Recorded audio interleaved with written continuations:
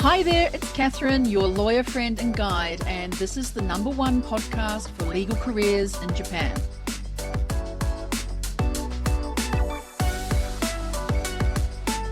Hi everyone, thanks for tuning in to the Lawyer on Air podcast. Have you ever thought about how some professions naturally get appreciation?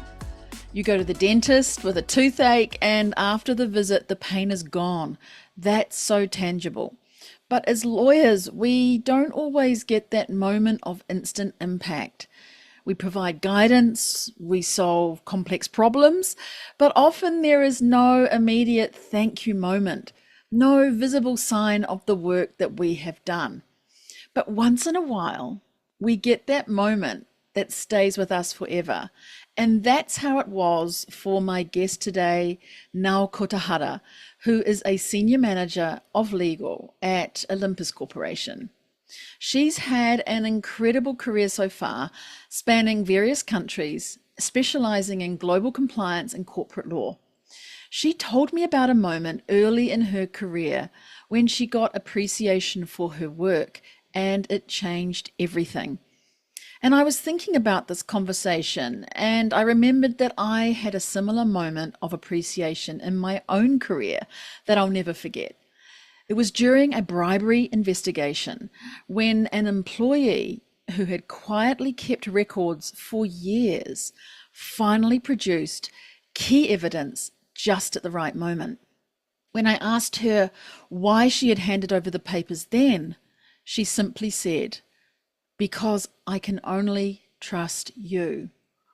Well, that trust changed everything. It led to action, it led to accountability and real justice. And it reminded me just how powerful appreciation can be. So here's my challenge for you today. Think of someone, a lawyer, a colleague, a mentor or a friend, someone who has helped you in ways that are not always obvious to them. Take a moment to give them a few words of genuine appreciation. It might just become a memory they never forget. Now, let's dive in to my conversation with Naoko Tahara. Hello, Naoko, and welcome to the show. Hi, Catherine, and thank you for inviting me. So good to have you here. If we were meeting up in person, where would we be? Do you have a favorite wine bar or restaurant or cafe that you love to go to? And what would be your choice of beverage from the menu? I recommend a Chinese restaurant called Sutran or Shisen in Japanese at the Sheraton Miyako Hotel in Shirokane. Oh, I don't know it. Wow. This restaurant offers excellent Sutran dishes and a variety of Chinese teas, and I'll tell you more about it later, but I used to live in China, and during that time, I fell in love with Chinese tea. Wow. Yeah, I want to know the difference. I know obviously there's a difference, but why that's attracted you. So let's talk about that later. And anyone who's listening right now might be very intrigued and keep listening to hear about Chinese teas and China and your experience there. Fantastic. So before that, way back in the day, you were a child, obviously, and young adult. And do you remember at that time what maybe you were thinking about in the future? Sometimes people say to you, what do you want to be when you grow up? Which maybe we don't like that question, but maybe there was something you were thinking about or dreaming about for your future. Because of my father's work, I grew up in several foreign countries, including Egypt, Bahrain, and Indonesia. Egypt, Bahrain, and Yeah, Indonesia. yeah. Wow. Yes. And my family also went through various crises in these countries, such as a Gulf conflict in Oh, 1990 when I was oh. 70 years old in Bahrain, and the 1997 Asian financial crisis when I was in Indonesia. So, due to this crisis, our family had to evacuate from these countries, which Oh, became kind of formative experiences for me. yeah. Mm. How was it formative? Like that? I mean, it's a shock. And I Yes, guess kind. even as a child, like if you're 7 and then a little bit older, I mean, 14, I guess, 14, 15, you remember this. Yes. So, formative, I meant these events had a significant impact on my life and career choices later on. That's really interesting. So please tell me that a bit later when we ask you about the selections you've made for your work choices, because I want to go chronologically. So when you studied your law, you graduated and did some work there, but what made you study law? Was it some of these formative experiences as well that drove you to law? Yes. But in my childhood, I Hmm. wasn't particularly interested in a law or lawyer, Hmm. but I just vaguely thought about becoming involved with developing countries, Right. and especially in helping people striving towards progress in these developing countries. So when I took the university entrance exam, I wasn't really thinking about becoming a lawyer. Hmm. But the turning point was when I was in my third year, the law school system was newly launched. And as you might know, the percentage of passing the national bar exam was expected to increase from 1% to around 30%. So I felt that was my chance. I see. Yeah. I mean, there may be some people who just heard you and thought 1%? That was the pass rate of the bar in Japan? Yes. And yes, it was, wasn't it? It was horrific. And most people took it two or three or four times. Yes. Yeah, so the percentages moved up for the pass rate. And so that drove you to do law then. Yeah. Then I decided to skip my fourth year at Sophia University. I see. And yeah, and I decided to enter the 3 year course at Keio Law School, which accepts students who skip their fourth year at the university. That's great. Didn't know that you could do that. That's really interesting. And it seems so strategic for me that you thought about what you could do that would fit in. And with KO being the school that allowed that, that's just great to hear. Mhm. So what happened? You went through the study of law. Was it what you thought it would be? Did you enjoy it? It was so difficult. And to be honest, when I was in law school, I couldn't seriously think about my career after passing the bar exam because I need to really concentrate on the study for the bar exam. Yeah, Mm. right. Like for me, honestly, being a lawyer is more fun than studying law. So I'm just going to be honest about that. I think it's too theoretical, perhaps. I know there's actual cases and we study the cases, but when you really become a lawyer and you have real people in front of you with a real case, I think that's when it really becomes, you see it as an important job and that you really get the enjoyment out of it, is what I'm trying to Mm. say. Yeah. Mm. So you did graduate, and what happened then next? Did you find yourself in a law firm? Yes. After the exam, I started to look for several firms with offices overseas because, as I mentioned earlier, I vaguely wanted to work in a job that involved something overseas, particularly developing countries. Then I came across Soga Uryu Itoga, currently known as Uryu and Itoga, which firm is famous for its China practice. I see. That's again super strategic of you, right? I'm hearing that you're actually really thinking about what you would like and then look Mm. for it and find it. So you joined the firm. How was it then from studying law to being a lawyer? Can you tell me about, one or two maybe really great things that happened there, maybe some challenges too that you overcame? Yes, at first I was sent to a Beijing office of that law firm in my first year, and I can tell you more about this my precious period. But after I went through some kind of training period, I had to come back to the Tokyo office of that law firm, and the most impressive work in my early days was assisting a Japanese client with a listing on the Hong Kong Stock Exchange. Right. Why was that interesting?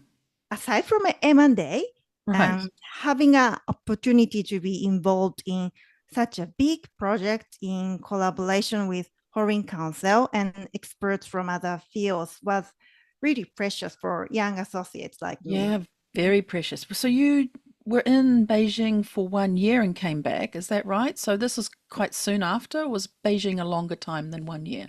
Ah, yes, I spent there 1 year and a half. One and a half. Okay. Mm, But coming back and then soon getting into such a major project as the listing on a foreign stock exchange is mhm. pretty big. Like there's Yes. a lot of trust invested in you to do the work.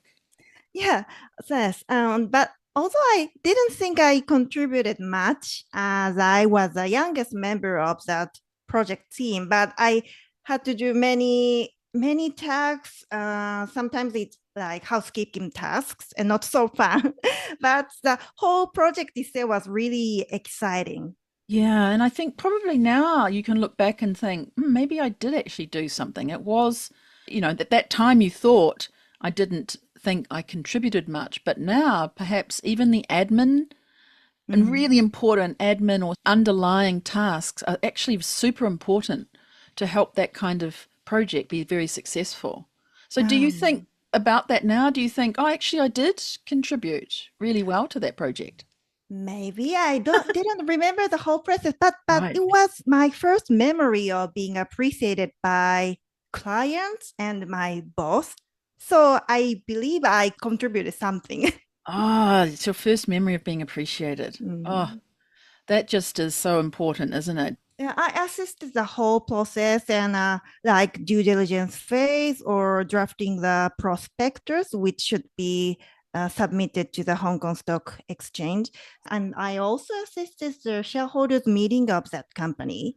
I Yeah. see. So I had been involved with the whole the process, and I just remember that my partner said to me that without you, this company could not be listed. So Oh, I have to say thank you or something like that. oh my goodness. Was that the same partner, managing partner, or was that a different partner? Oh, different partner. Oh, But he's one of the major partner. Yes. Mm. it makes such an impression on you, right? It must have Yes. given you such a lift and like, oh, I can do this job. This is great. Mm, And gives you mm. such empowerment and a feeling of you can do anything, I believe. Yeah. Mm. Yeah. Wow. So let's go to your China experience because this is, as you said, a precious period because you started to learn more about the Chinese language. And I guess there's two languages, right, in China, Ah, at yes. least two Mm, major, mm. and learning about the culture and tea.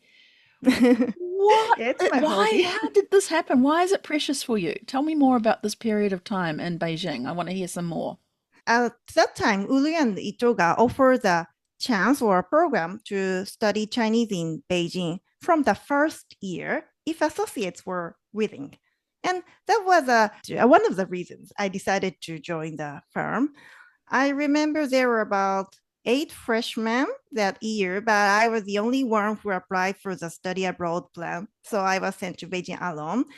I saw that there were some colleagues of a freshman who can study Chinese together, but I was alone. So I really need to concentrate on study Chinese languages and the Chinese laws and the regulations. How long before going did you know it was only you who was going? Maybe 1 month or 2 months before Ah, I left Japan.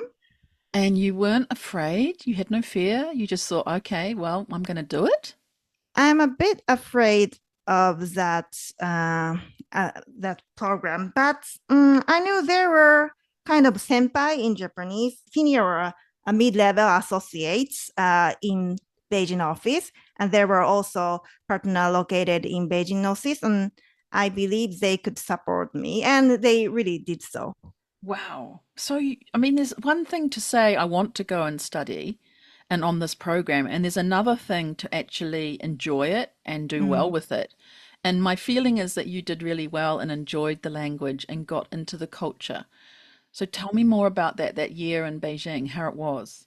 At first, I have to concentrate on Chinese languages, but our managing partner did want young associates to send to the Chinese language school. So the tutors came to my house every weekday from 9 a.m. to 5 p.m. and we only have 1 hour lunch time. And except for that 1 hour lunch time, the tutor is teaching Chinese language, Mandarin, to me every day. So, Whoa. yeah, so it was so intensive. So intense. How Mm. many weeks was that for? 6 months. It It was continued. 6 months. Yes. Really? That's Yeah. incredible. I mean, I studied Japanese 8:30 to 3 every day when I was Mm. doing that for 2 years, but 9 to 5, Yeah, nine to wow, five. sounds pretty intense. How Yes. was it at the beginning? Did you think, what is this? Or did knowing kanji help? Or was it something that you started to learn and thought, this is great, I love this? Yeah, I already studied Chinese language at Sophia University I as see. my second foreign language. So I was Oh, familiar, and I had a feeling that I wanted to learn more. I wanted to speak more fluently in Chinese. However, having said that, the process of 6 months, really intense language course was tough even for me. yes. Yeah, and because Yeah. I'm alone, I'm really feel so isolated from the Japanese society in Beijing or Tokyo's colleagues or friends. Yes. Yeah. And did you have chances though to do other things like this study of tea or the interest in tea also was during that time or was it after that when you started back into the office? I'm presuming after the 6 months of study you started into the office and working there. At first, speaking about Chinese tea, it's just a hobby, and because I was really I felt really isolated, I decided to join another activity like learning Chinese tea. So this is one of the precious thing I Ah, experienced yes. in China. But except for that private life, after the 6 months language program, I started to work as a trainee at Beijing office, and I mainly conducted the research on Chinese laws and new laws or regulations. And to do that, I need to read Chinese languages and Chinese website or Chinese contracts or Chinese laws. And during conducting such kind of research work, I also need to study Chinese laws and the regulations by myself, or sometimes our senior associates or partners take a tutor's role and teach me the details of these Chinese laws and the regulations. Wow, how intense. Did you enjoy that? What was it like for you then? It was much more fun for me Oh, good. to comparing with the 6 months language course. I was really alone, and but in Beijing office, I can communicate and I can talk to real Chinese lawyers there. Yes, yes. And were there any other Japanese people in the office when you were there? Or were you Uh, the only one?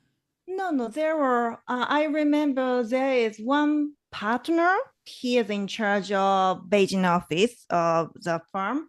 And there are also two senior associates. Yes, yes, I Mm, see. mm. So, what made it all precious for you then? One thing is that since I came across Chinese languages and the Chinese culture at Sophia University, I had wanted to study or live in China.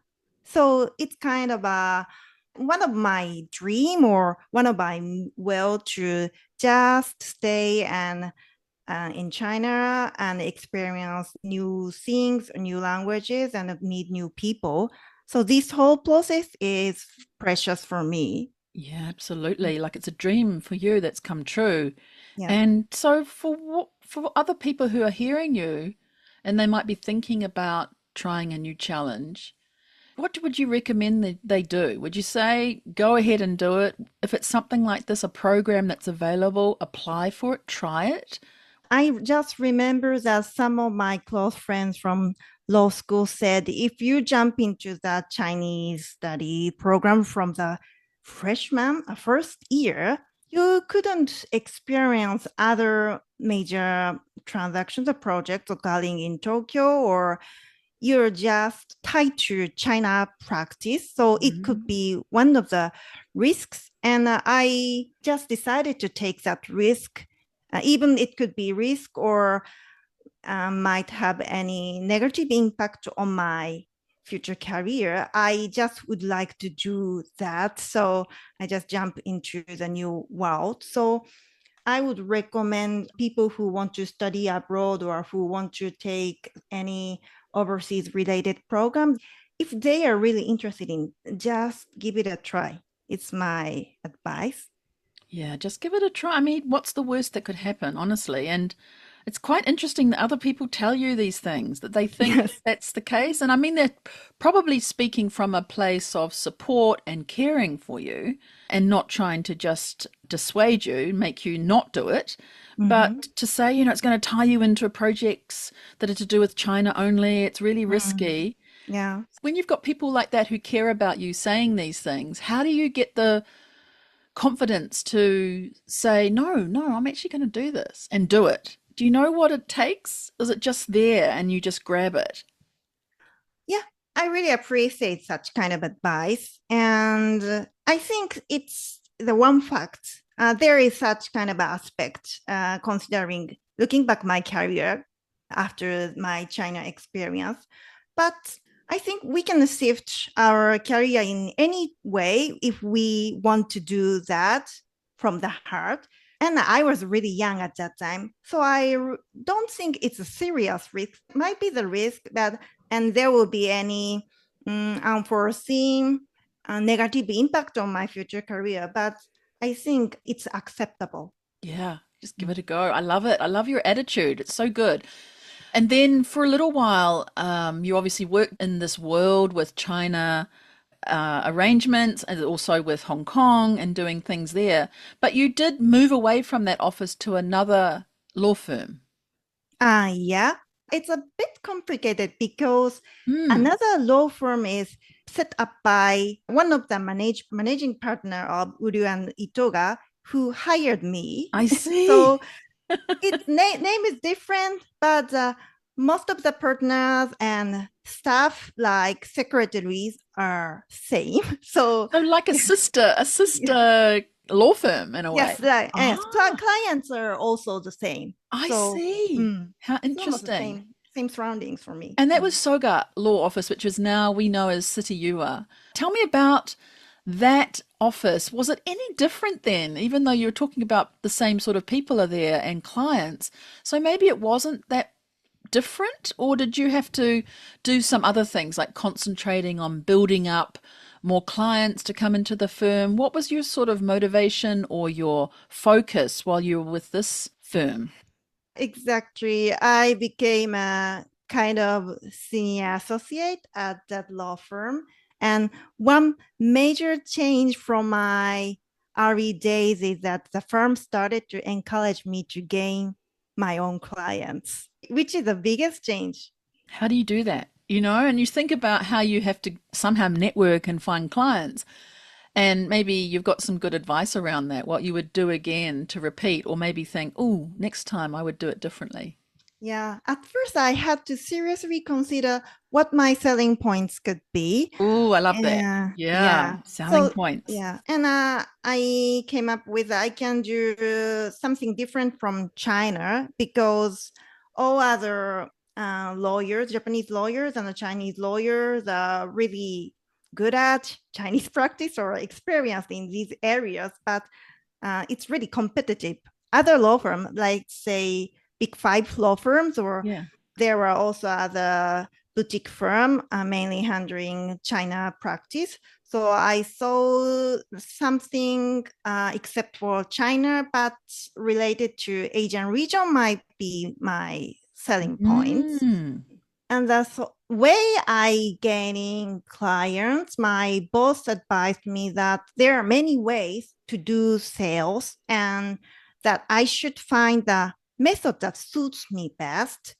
And so I try to publish the book on Indonesian laws and write articles for legal magazines and hold seminars, something like that. And I think it could suit me. Wow, that's amazing. So rather than going to like networking events, you're producing articles and writing, so you can send those to people. Like, I just wrote Yes. this one. You might be Mm. interested in it. If you'd like to talk about it, we can get together. So that's Mm. really, again, proactive of you to be thinking about the way of contacting. And I really love the advice Thank the you. managing partner gave you. It's not like there's one certain way to gather Mm. clients. Mm. Yeah. It's great that you were given that opportunity. You weren't told to go to a networking event or you must produce a book or writing. You were given kind of an option to choose yourself. Yes, I really respect him in that regard. And at that law firm, each partner found their own way of doing things or doing sales things and made enough sales to be satisfactory to the firm. How interesting. And then I think during this time or around about here, you have a chance to be in Singapore. So you move again. Tell me about that. Yes, at first, my husband, who was also a Yes. lawyer, but he was working for the Japanese government at Yeah. that time, first decided to study in Singapore. He is working for the Japanese government, so he wanted to study public policy in National Mm. University of Singapore, which is really famous for such kind of area. Mm. But unfortunately, he decided to go to Singapore when our kid was just 6 months old. So I wanted to raise our kid together. Then I decided to accompany him and study at the law school in Singapore. This is the true Oh, story. wow. How do you do that? Do you just apply to the school and say, I want to be in your program? It was an LLM program, wasn't it? So, Yes. yeah. And you just did that. The whole process is not so difficult to Mm. me. I haven't tried the LLM, what's that, entrance exam in the US, but when I heard that something from my friend, it might be really tough or what's that, difficult process for even choosing the school to apply. But in Singapore, there are only two LLM courses offered for foreigners. So the choice is not so difficult. And I just made some resumes and asked my partners or what's that, teachers at law Yes. school Yes. to, yeah, to write a recommendation letter or something like that. And then it's done. Yeah. Amazing, right? And I love how you've said that even a limitation or the constraint on a choice can Yeah. be very helpful. Mm. Often we think many choices is better because then we can try from 1 to 10, but you've only got two. So it Yes. kind of makes things easier, not harder. Yeah. And what did you do your LLM on? What area? The reason or background that I went to Singapore is in that way. So I wanted to study something not so practical because I didn't plan to take the bar exam in Singapore. And I thought it might be my last opportunity to be a student and learn something academic without time constraints and Mm. pressure. Thus, I chose a course titled Asian Legal Studies. And just let's remember, you've also got your child with you who's only Yes. 6 months old. Yes. How did you manage that with your husband as well and his study? Yeah, both of us are students. So I think it could be more manageable than this compared with the situation we are both working in Oh, Tokyo. But I definitely need to send my kid to the nursery, local nursery in Singapore, and sometimes ask my mom to come over to Singapore to take care of my kid while both of us need to take exams of the LLM or university oh, program. that's Mm. so good. Wow, it seems to have just played out very nicely. And I suppose while you were studying your LLM and your husband, but you were there for a year, is that around the right time? 1 year or so? Yes, it was just a 1 year course. So you came back to Japan though eventually. You got your LLM, which is amazing, but you move in-house. So it's Yes. quite different from what you did before. What led you to do that? Because that's quite a change, right? It's a new phase of your career path. Yes, at first I thought about returning to the firm because they covered my tuition fees. However, I was a bit worried about my future career after I had kid. After I gave birth to my first kid, sorry, I only have one kid. after Yeah. I gave birth to my kid, I couldn't come back to office so quickly because I couldn't find nursery so smoothly. And in addition to that, my husband went to Singapore, so I had to take care of him by myself, or I mean alone. Of course, there was a help from my mother because Mm. I moved to my old town after I had kid to ask her help when I was not available. But mentally, it was really hard on me to raise my kid myself. And during that time, when I came back to the office, I couldn't spare so much time for big deals like M&A. And it was also really hard for me to gain clients by myself. And I was just struggling to doing daily ongoing work. So I was already annoyed by these things before I came to Singapore. Having said, I was just thinking about returning to my previous law firm. However, I remember turning point when I heard from a Korean classmate who was working as an in-house counsel in a large Korean company.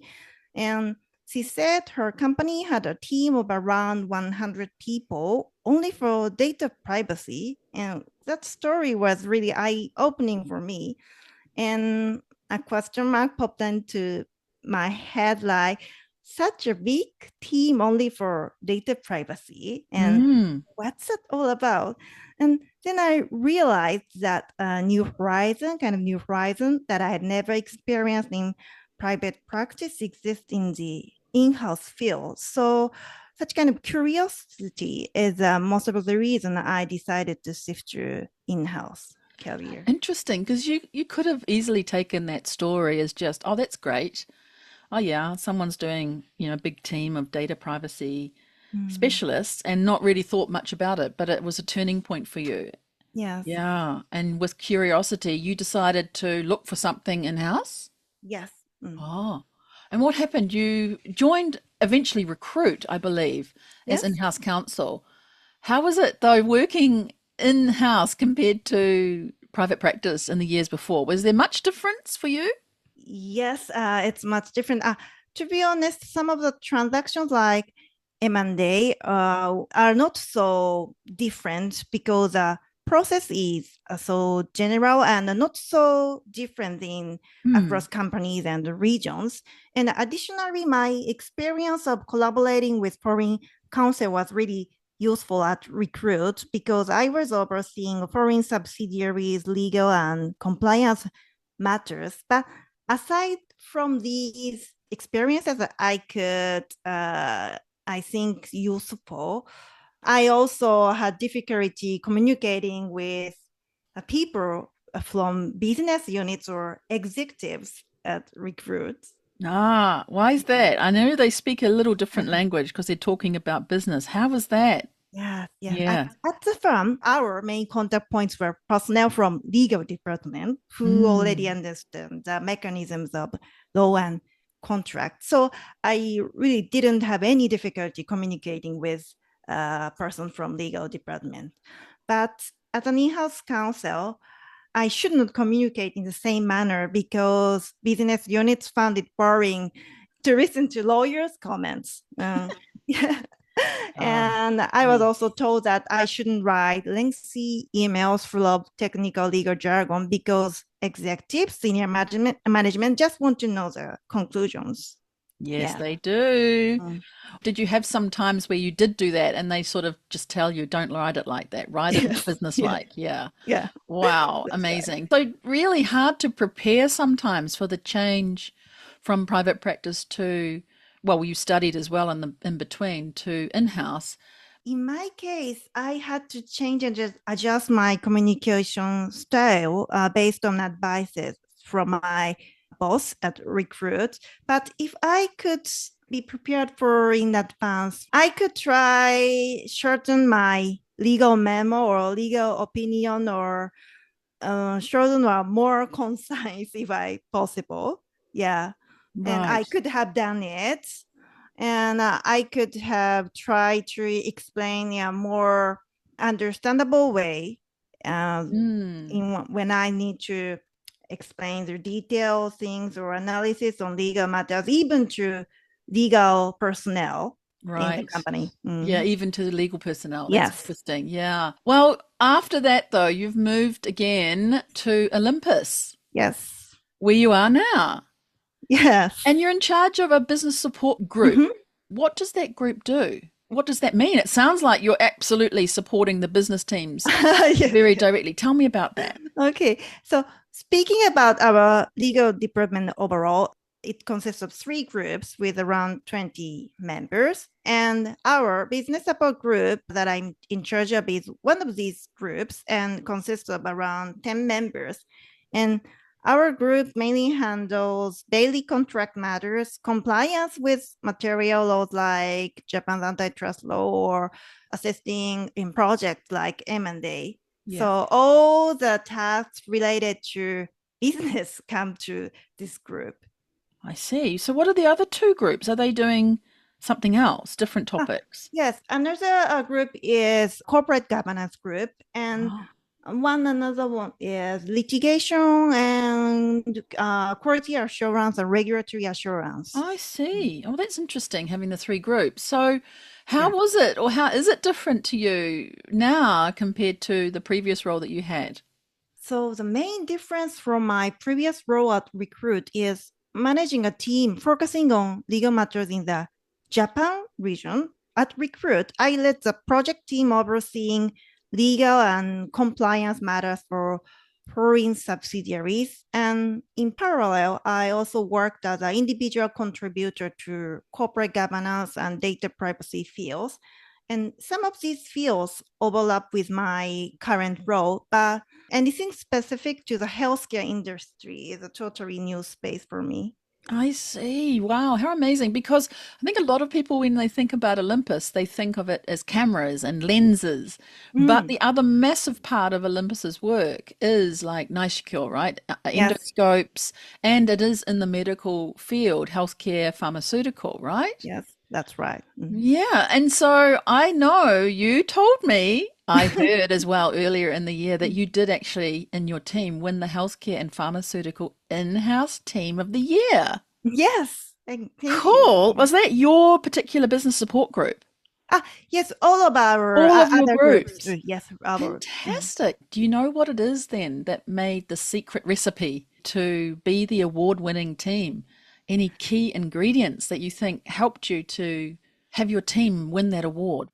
It is really important to highlight what we've done in these few years, what we made in terms of renovation of organizational structure inside Legal Japan, and what we've done for contributing to productivity of organization. So I don't think we refer too much in details about each transaction we accomplished, like M&A or small contract matter.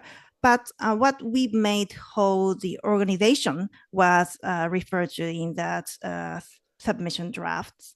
Yeah, it's interesting you say about productivity and helping the organization improve that way because often legal department teams are thought of perhaps as cost centers, Mm-hmm. but you're turning that around by the sounds of it to do activities that help everyone be more productive Yes, and for the benefit of the company overall. yes. Well, you know, I had my first job in Japan at Olympus. Mm-hmm. So we are alumni of sorts, Yeah. right? Maybe I'm your senpai. Is that what it is? Yeah, I don't know, but it yeah. sounds to me even like maybe we had at that time 20 members in the team, but we didn't have separate groups. So I think Mm-hmm. everyone did kind of everything together, perhaps. It Mm-hmm. wasn't as structured. It sounds like you've got more structure into these three different groups. Yeah. Yeah, interesting. Is there anything you want to ask me about when I was there? Yes. At first, I'm really curious. What brought you to Olympus Legal Law? Wow, that's interesting. So I was in New Zealand. I'd been at a law firm in New Zealand for 7 years, and I kind of wanted to come to Japan, but I never thought I could. The reason why I thought I couldn't is such a stupid reason. I came to Japan once to Tokyo and I got lost in the subway system on the way to Tokyo Disneyland. And I got so upset because I was in the middle of the station and I didn't know where to go. And there were no iPhones, cell phones, way of contacting the person I was supposed to meet. I went out the wrong exit. It's so strange, but that put me off coming to Japan to work because I thought I would get lost and I wouldn't enjoy it. And I had this real fear of Japan. Even though I was working in Japanese in my office, my law office back in New Zealand. But, it's so strange that something like that happened that made me think, oh, I can't go to Japan again. I can't work there. But then my really great friend, Tanya, she put an advertisement in front of my nose to say, hey, look, there's this company looking for an in-house legal counsel in Japan. It's only 1 year. Oh, why don't you try it? So it makes me think of before when you had the only 1 year, what risk can happen, go for it.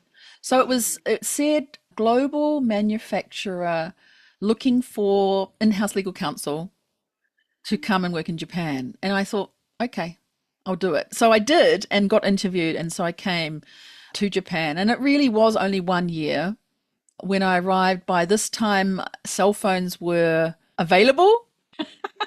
I remember once the trains did stop and I was out on the station platform going, okay, where am I? But I was like, oh, I've got a phone this time. It's all good. I remember too walking out of the station and I discovered something on the way that I hadn't seen before. So I felt like when something like that happens, to turn it into kind of an adventure, right? And that something good can come from a situation where you think everything's gone wrong.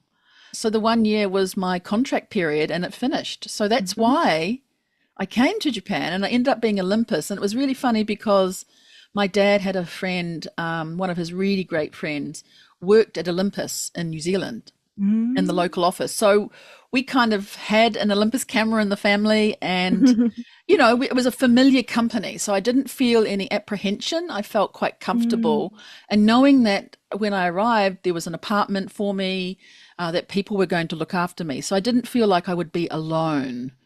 Yeah. So it was a kind of comfortable move to make. And it was low risk, shall we say, low risk to come only for 1 year, right? I could go back to New Zealand after that, or I could stay in Japan.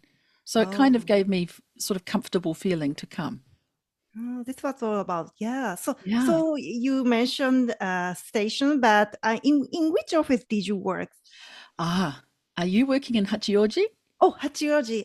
I'm now working both in Shinjuku or Hachioji, depending on my schedule. Yes, so I worked in Hachioji, and that's one thing is that I realized that Hachioji is not really Tokyo. So when I heard I was working in Tokyo, I thought, great, but actually Hachioji is quite a far away from Tokyo. Yeah. So that was another big learning, right? To ask the question or look in advance whereabouts the actual office is located. And I didn't do that. I know. So that was one thing, right? To work out. I did have 1 day a week, I think, or one morning a week in Shinjuku office, but mostly it was Hachioji. Yeah, because that was the R&D center and we were close to the intellectual property team and the other engineers and other people there. So that was the natural place for the legal team to be. Only I didn't know that. So how many people were there in the legal department? Yeah, I think it was around 20. And I believe IP team and legal team were together, but then they had some sort of divorce. Sometimes those teams don't see eye to eye or have differences in ideas or just don't, maybe too many managers. I'm not sure what the reason was, but I really loved working with the IP team. I really enjoyed it, but we were separate teams. So I guess 20, and then there was another 5 or 6 in that other team. So perhaps at the beginning, the team was around 25, 6, 7, and then split by the time I got there. Yeah, so around 20 members were in the legal team itself. And what was your main role at that time? So I was called a legal counsel. So my role there was to be helping the other team members get better at being able to review contracts with a kind of global mindset, right? And to be there to help them with contract content, right? And also, help be the person who could take them further, advance them. It was their first time to have somebody as a foreign lawyer, I believe. Yeah, so Mm, those were my main roles. And, like you just said before, the first week of being there, I got the advice from manager to say, don't be an outside lawyer. Stop mm, writing big explanations of the law. mm, We need you to be a business lawyer. And that's mhm. where I realized, being in-house counsel is so different to being in private practice in the way that you have to communicate with people. So that was a tough thing to be told at the time, but it really helps to know that. Then you can change and switch your way of working to be more business-like, to be able to give advice and help the business team. Yeah, no more Yeah, than agree. Mm. yeah. Yeah, so those were the days where I really enjoyed it. There were some things like I had a small apartment in near Hachioji Station, but it was a great experience to be working in a company in Japan. And then I decided I wanted to stay. So that was a good experience for me to have, so that it meant I wanted to stay longer. And Mm. now that's like 22 years ago. So thank you for your questions. I'm really glad to see that, the company is very resilient, right? Would you say it's Yes. quite resilient? Yes. Mm. And how's it been working in a company that's like changing its resilience and renovating itself? It seems like it's a really exciting time to be there and working with the team. I hope you're enjoying it. Yes. I personally think it is really important to tolerate failure and to learn from it. And organizations that change through failure have a really strong attraction. Oh, I love that. That's like Mm. silver linings from something, isn't it? That things that Yeah. may go wrong actually end up being a really good thing. And that's life, isn't it? When we fail, most often the really great things come from stumbling.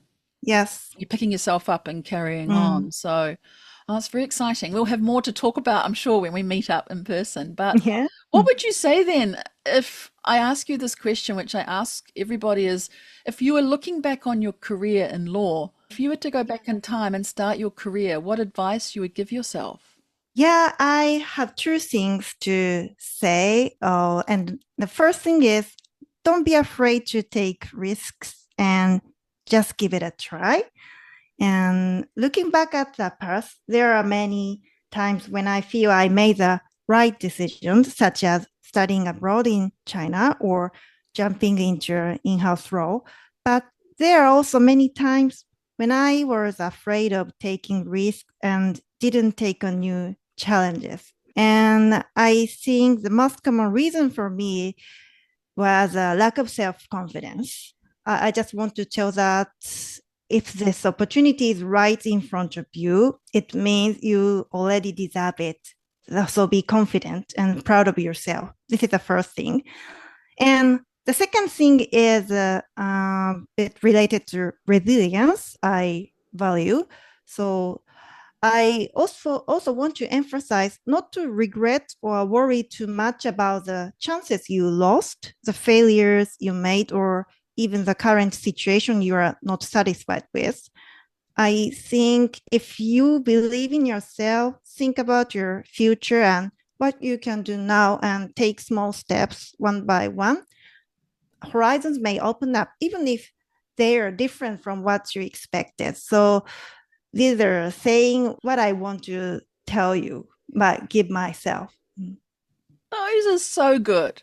So good, right? I mean, and if an opportunity is right in front of you, you already deserve it. It's delivered to you. Yeah, it was waiting for you, and here it is here. So take it. Wow. And the chance that you lost, believe in yourself that horizons open up. Even if you didn't expect that thing to happen that's different from before or what you thought might happen, take it. Goodness me. Well, speaking of horizons, I do want to ask you, what is your crystal ball for the future? What are you thinking about for your career or also like for the future of law in the areas that you're working in? How do you see that happening?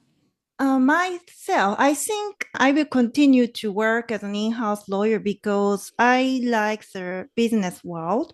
And it may sound abstract, but I want to, when something innovative or even disruptive is born into the world, I want to help it be implemented in society. This is my personal will. And the future of my role or the future of law. So speaking about our current team members, they are all already wonderful and great in terms of both capability and personality, but I want to assist them in realizing their potential and opportunities for growth. And I want to create an environment where they can work with pride and enjoyment, whatever the future of laws shapes.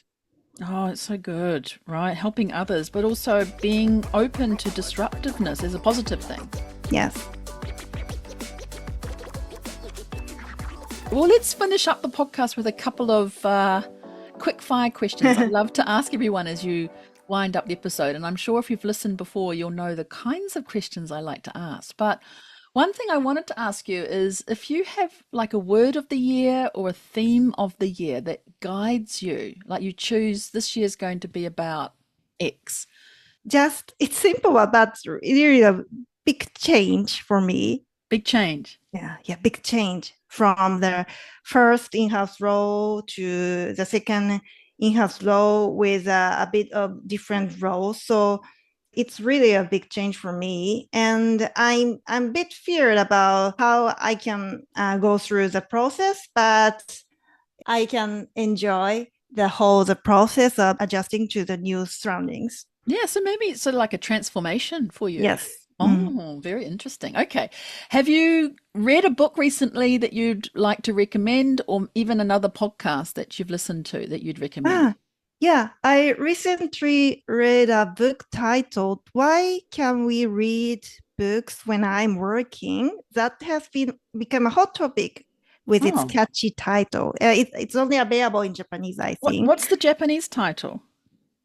なぜ働いていると本が読めなくなるのか? Oh, Or, yomenakunaru. So なぜな- why can't we read books when we're working? Yes, Or when we yes, start to work, we stop reading books. yes. Ooh, Yeah, wow. it's a catchy title and it's popular recently. Ooh, it's kind of true though, isn't it? You start working and you forget to read books. Is there a reason why that you've read from that book? Is there something that you remember that stands out as to why? The reason why?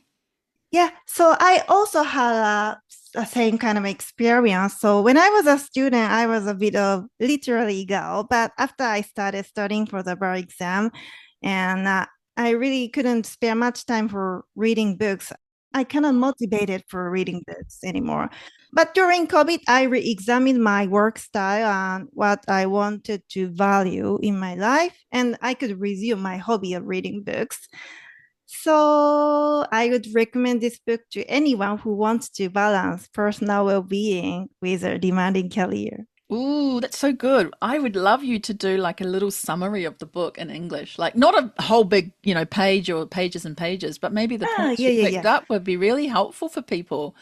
This book is a kind of research about the history of relationship between Japanese work style Oh, and hobby of reading books. So I think this book divided history into 3 or 4 eras, including Meiji era or after the World War II and kind of bubble generation or till now.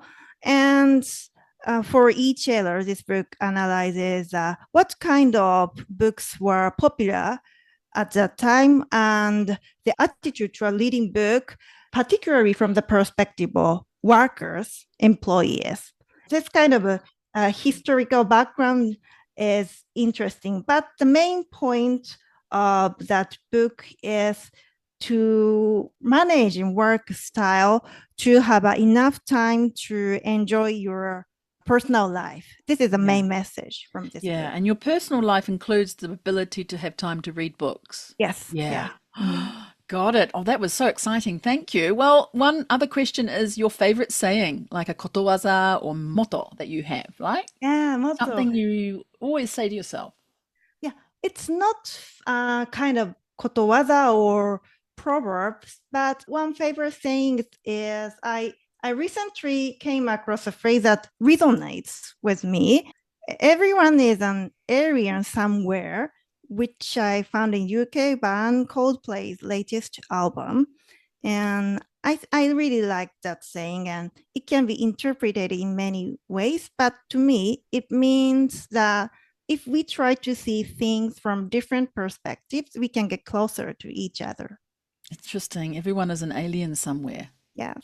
Huh. Always thinking about the minority or the person who's different. Yes. Yeah. Ooh, that's very deep. What's something about you that a lot of people don't know? My hobby? It's when I was a student, I loved yokai, legendary creatures in Japan. And Whoa. I also love horror manga Oh my and God. collected, old horror manga. But when I returned to my parents' house after living alone, my mother had thrown everything away. Yeah, but same for the reading book. I wanted to resume my old favorite hobby. Yeah. Are you doing that? Or you're Yeah, going not to? now because I have a 9-year-old kid. It's not Yeah. good for his education. You have to hide them away, lock them in a Yes. cabinet. Oh my Yeah. goodness. Japanese manga, when Yeah. it's a horror, oh my God, I find it so scary. I get nightmares, like especially the ghost in Japan is very scary. Yes. Yeah.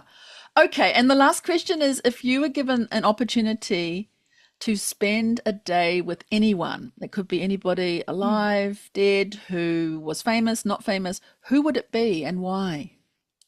I would spend one day with my son, 9-year-old son. Oh, Mm. wow.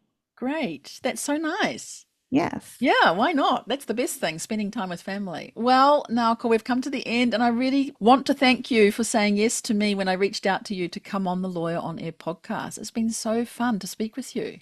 Yes, I really appreciate this great opportunity. And I want to thank you, Catherine, for finding me. Yeah. Yeah, I was looking, who's a lawyer at Olympus? I want to talk to someone from my old place where I worked and talk about Mm. things. And look what happened. We turned the mic and you could ask me some questions that you were curious about. Thank you so much. Yeah. I'm so glad I found you. Yeah, and so if someone would like to talk with you a little bit more about what you've mentioned, ask you about the book, about your courageousness, all sorts of things, how do they get hold of you? Is LinkedIn the best way? Like I found Oh, you there. yes. It's okay. Oh, I can, brilliant. Okay, we'll yes. put that into the show notes. And so if anyone is listening, they can reach out. And for anybody who is really has listened to this episode and enjoyed it, please do a short review for us. It really helps being heard and seen by more people. And you can also leave me a voicemail on my website. People can go onto my website actually, Naoko, and leave a message that says, I really enjoyed the episode, and just speak out the words instead of typing them. So that's another thing we can do. So anyone who's listening now, what I normally say at the end, which is cheers, kampai, and bye for now.